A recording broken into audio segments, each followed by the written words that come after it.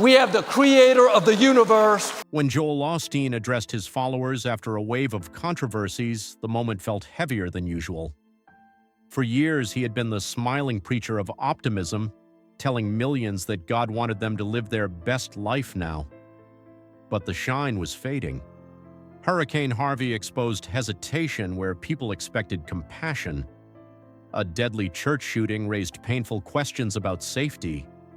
Financial disclosures unsettled donors who believed their money was feeding the hungry, not funding television airtime. Even fellow pastors began questioning whether Osteen was still preaching Christianity at all. Behind the scenes, whispers of deeper family and institutional strain grew louder. To supporters, he remained a voice of hope. To critics, he symbolized a faith turned into a business. What once looked like an unshakable empire now showed visible cracks, and people began asking whether this was just a rough season or the beginning of the end. A faith-built childhood. Joel Osteen was born on March 5, 1963 in Houston, Texas, into a household where faith wasn't just practiced, it was lived. He was one of 6 children raised by John and Dodie Osteen, a couple driven by belief and ambition. 4 years before Joel's birth, his father broke away from traditional Southern Baptist teaching to pursue a message centered on healing and miracles. That decision would define the family's future. When Joel's sister Lisa was born with severe disabilities, the family leaned even deeper into faith healing, shaping the heart of what would become Lakewood Church. Joel grew up watching belief meet hardship head-on. His siblings followed different paths, but all remained connected to service in some form. From an early age, Joel absorbed the idea that faith wasn't just preached, it was something you built your entire life around. The birth of Lakewood. Lakewood Church didn't begin in a stadium or on television screens. It started humbly in 1959, inside a converted feed store on Houston's northeast side. With just 234 seats, John and Dodie Osteen opened the doors on Mother's Day, unsure of what lay ahead. The church was first called Lakewood Baptist, but that name soon changed as its theology shifted toward miracles, healing, and expectation. By the late 1970s, attendance had grown past 5,000, turning the church into a movement. Joel watched all of this quietly, never imagining himself as the future leader. While others preached and prayed, he observed. He saw how stories moved people, how belief filled rooms, and how a message could transform lives. Lakewood wasn't just growing, it was evolving, and Joel was learning without realizing it. The man behind the camera. Unlike many pastors' children, Joel Osteen didn't crave the pulpit. He was shy, soft-spoken, and far more comfortable behind the scenes. After graduating from high school in 1981, he briefly attended Oral Roberts University to study television and radio communications, but dropped out within a year. It wasn't failure, it was focus. At just 19, Joel returned to Houston and launched Lakewood's television ministry from scratch. He filmed sermons, edited footage, studied lighting, and ensured broadcasts looked professional. For nearly 17 years, he stayed off stage, mastering the art of media while shaping how millions experienced his father's sermons. He understood something few churches did at the time: presentation mattered. Without preaching a single message, Joel helped turn Lakewood into a household name. His education didn't come from seminary. It came from thousands of hours of sermons and screens. A sudden calling. Joel resisted preaching for years, even when his father urged him. He believed John Osteen was irreplaceable. But in January 1999, something changed. Joel reluctantly agreed to deliver his first sermon on January 17th. Nervous and unpolished, he shared stories, spoke quickly, and leaned on warmth rather than authority. 6 days later, his father died suddenly from a heart attack. The timing was devastating. Lakewood, now with over 6,000 members, was left without a leader. Joel was grieving, inexperienced, and untrained in theology, but the congregation looked to him. Against his own instincts, he stepped forward.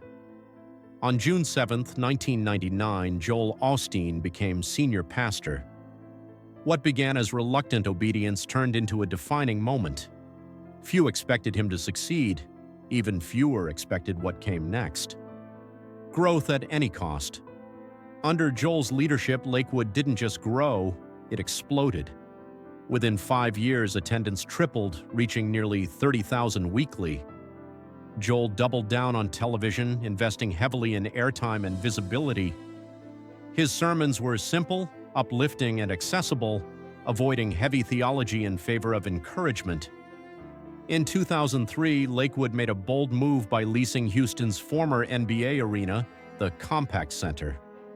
Renovations cost nearly $100 million, transforming the building into a massive worship space with classrooms, waterfalls, and media rooms. When the doors opened, in 2005, all 16,000 seats were filled. Soon, weekly attendance surpassed 40,000, and broadcasts reached millions worldwide. Lakewood had become the largest church in America, but with scale came scrutiny.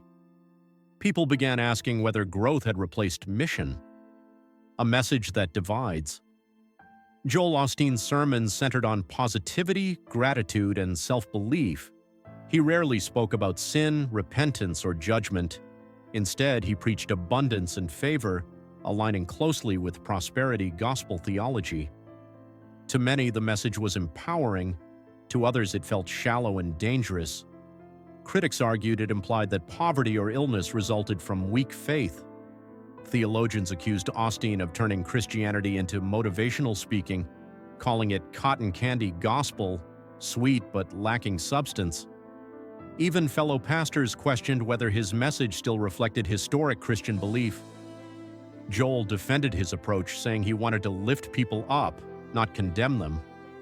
But the debate never faded. As his personal wealth grew and his influence expanded, the contrast between message and reality became harder to ignore. Encouragement filled arenas, but critics wondered what was being left unsaid. The business of belief. Though Joel stopped taking a salary from Lakewood in the mid-2000s, money continued to flow through other channels. His books sold millions of copies, with some earning 8-figure advances. Speaking events filled arenas with paid tickets. Merchandise, media, and social platforms added even more revenue. Together, Joel and Victoria Osteen built a fortune estimated between $50 and $100 million. Meanwhile, Lakewood's financial reports revealed that only about 1.3% of its $90 million budget went to missions and outreach. Far more was spent on television broadcasts, weekly services, and branded events like Night of Hope. Supporters argued that spreading the message was itself ministry. Critics saw a church operating like a corporation. The line between faith and business blurred, and once people noticed, they couldn't unsee it. When disaster hit, Hurricane Harvey in 2017 became a defining moment.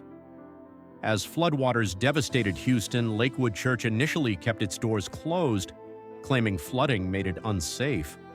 Social media told a different story. Photos showed dry streets around the building and public outrage erupted.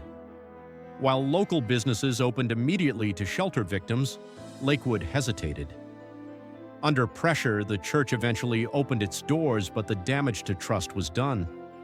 Years later, even when Lakewood responded quickly to another hurricane, the skepticism remained. Memes circulated and critics questioned motives.